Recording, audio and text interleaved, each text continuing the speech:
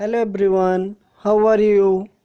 This is Vivek Mishra, your economics teacher, and we are reading our first chapter of economics class 12th. The chapter is Indian economy on the eve of independence. In our previous videos, we have seen about the features of Indian economy under the British government, the condition of agriculture sector and industrial sector on the eve of independence. And here our new topic is foreign trade under the British rule. दोस्तों, हम जानते हैं कि अंग्रेज़ सरकार लगभग 200 साल तक इंडिया पे शासन करती रही और यहाँ के जो संसाधन थे उनका अपनी आवश्यकता के हिसाब से उपयोग करती रही। उन्होंने इंडिया को अपनी कॉलोनी की तरह यूज़ किया और यहाँ के रिसोर्सेज का अपने फ़ायदे के लिए यूज़ किया। यहाँ के किसानों से अपने फ़ायदे के लिए काम करवाए। जब तक उन्हें एग्रीकल्चर सेक्टर में फ़ायदा दिखा तब तक उन्होंने किसानों से एग्रीकल्चर सेक्टर में काम करवाया, लेकिन जब उन्हें लगा कि अब उनको इस सेक्टर से बहुत विशेष फ़ायदा नहीं हो रहा है तो उन्होंने उन्हीं लोगों से इंडस्ट्रियल सेक्टर में काम करवाए। लेकिन हम यह भी जानते हैं कि ब्रिटिश गवर्नमेंट के आने से पहले इंडिया की जो कंडीशन थी वो अगर बहुत अच्छी नहीं थी तो बहुत बुरी भी नहीं थी।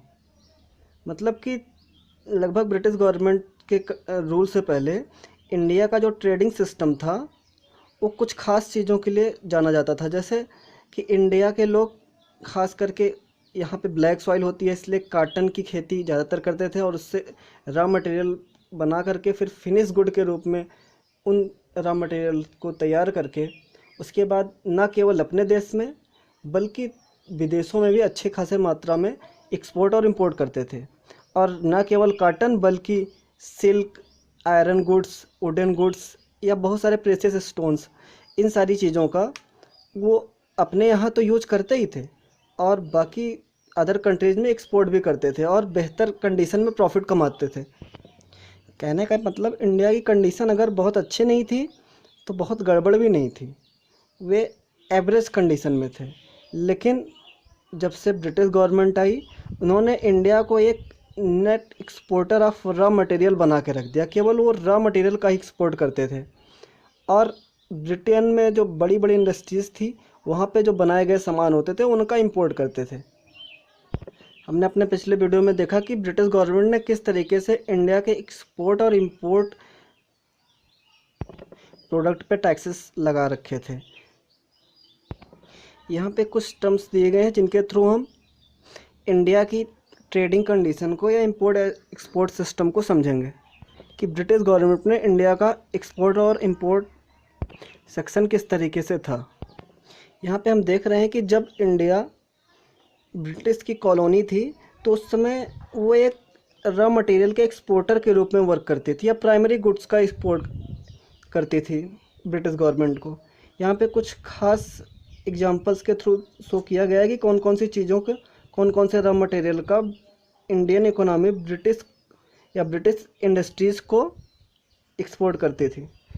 जैसे कि सिल्क है, कॉटन है, ऊल है, जूट है, इंडिगो है, नील है, इन सब खास खास चीज़ों का इंपोर्ट या export Indian economy British industries को करती थी।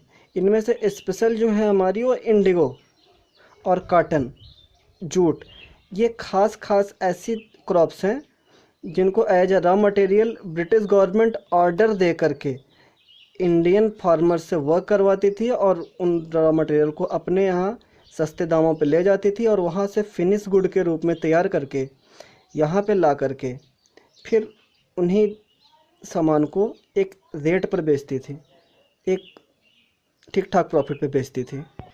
तो इस फैक्टर से हमने देखा कि India as a exporter of raw material work कर रही है। हमारा अगला फैक्टर होगा importer of finish good from Britain.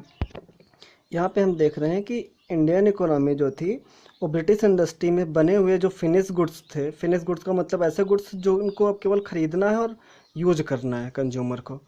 तो इंडियन इकोनॉमी उन गुड्स को ब्रिटिश इंडस्ट्री से इंपोर्ट करवाती थी और उनका यूज करती थी। अब उनमें कुछ स्पेशल प्रोडक्ट्स थे जैसे कि कॉटन, सिल्क और वूलन से बने हुए क्लॉथ्स और कुछ कैपिटल गुड्स तो यहाँ पे हमने दोनों फैक्टर्स में देखा कि इंडियन इकोनॉमी को एक्सपोर्ट और इंपोर्ट से कुछ खास प्रॉफिट ही नहीं हो रहा था, बहुत घाटा हो रहा था। लेकिन ब्रिटिश गवर्नमेंट को इससे काफ़ी ज़्यादा फ़ायदा था। हमारा अगला फैक्टर है ब्रिटिश इंडस्ट्री का वर्क इंडिया में, या ब्रिटिश गवर्नमेंट का इंडियन इकोनॉमी में किस तरीके से कंट्रीब्यूशन था। पिछले दोनों फैक्टर्स में देखा हमने कि एक्सपोर्ट और इंपोर्ट दोनों ही सेक्टर में ब्रिटिश गवर्नमेंट का इंडिया पे एक मोनोपोली कंट्रोल था, मतलब एकाधिकार था। वो अपने हिसाब से एक्सपोर्ट ड्यूटीज़ या इंपोर्ट ड्यूटीज़ को कम कर लेते थे, बढ़ा लेते थे।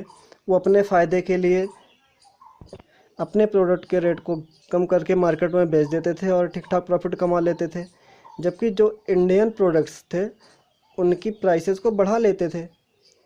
अब बढ़ाने के बाद उनकी डिमांड मार्केट में कम हो जाती थी और इंडियन प्रोड्यूसर्स को घाटा होने लगता था। तो इस तरीके से उनका लगभग एक मोनोपोली कंट्रोल था ब्रिटिश गवर्नमेंट। यहाँ पे तो हम देख रहे हैं कि लगभग इंडिया अपना टोटल 50% एक्सपोर्ट इंपोर्ट तो केवल ब्रिटेन से ही करता था।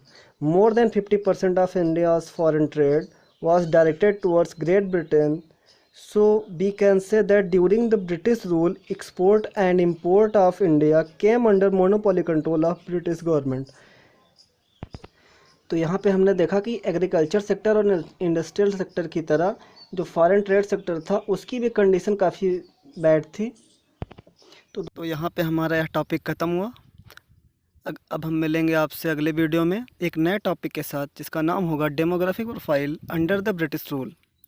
दोस्तों, अगर यह वीडियो आपको पसंद आया हो तो लाइक और सब्सक्राइब ज़रूर करें, और अगर वीडियो को देखने में कोई कन्फ्यूज़न हो तो कमेंट बॉक्स में जाकर कमेंट करें।